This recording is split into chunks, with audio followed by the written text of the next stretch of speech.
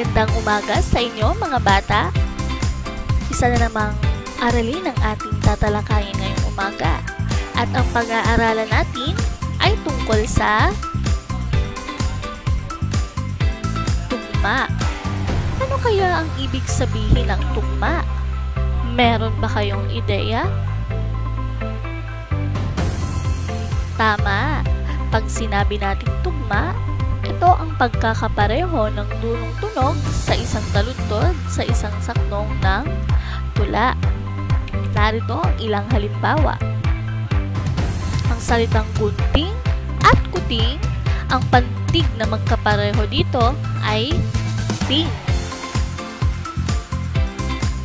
Sa salitang dahon at kahon naman, ang pantig na magkapareho ay hon. Samantala, sa salitang baso at laso, ang magkaparehong pantig ay so. At sa salitang lapis at kipis, ang magkaparehong pantig ay pis. Sa salitang gulay at suklay naman, ang magkaparehong pantig o tunog ay lay. Ngayon naman mga bata, maliban sa mga halimbawang ibinigay ko, maaari pa ba kayong makapagbigay ng mga salitang magkakapareho ang tunog? Magaling! Duhat, sulat, ano pa? Tama! Katawan, kawayan, ano pa? Magaling! Sahig, banig. Ano pa? Tama! Dalaw, ilaw. Ano pa? Magaling! Gising, bahing. Magaling mga bata! Tunay nga na kayo ay nakikinig. Ngayon naman, kayo ay aking susubukin. Ang gagawin nyo lamang ay tutukuyin nyo ang pantig na may pareho ang tunog sa mga sumusunod na salita. Handa na ba kayo? Kung gayon, umpisahan na natin.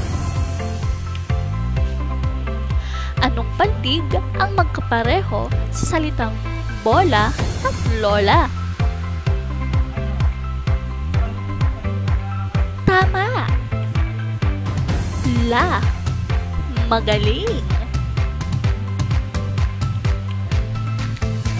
Ano namang pantig ang magkapareho sa salitang bundok at sandok?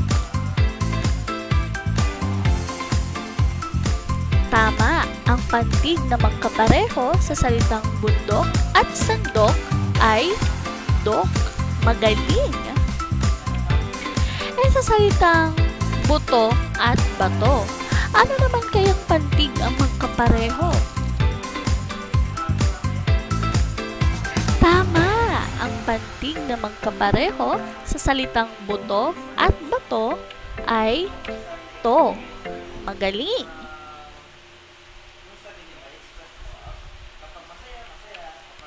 Ay sa salitang gitara at kutsara, ano kayang pantig ang magkapareho dito?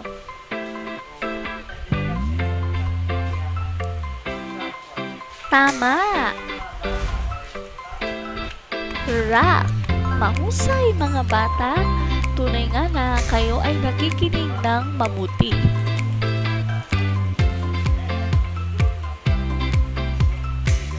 Yun lamang mga bata, naway ang talakayin na ito ay nagbigay sa inyo ng aral.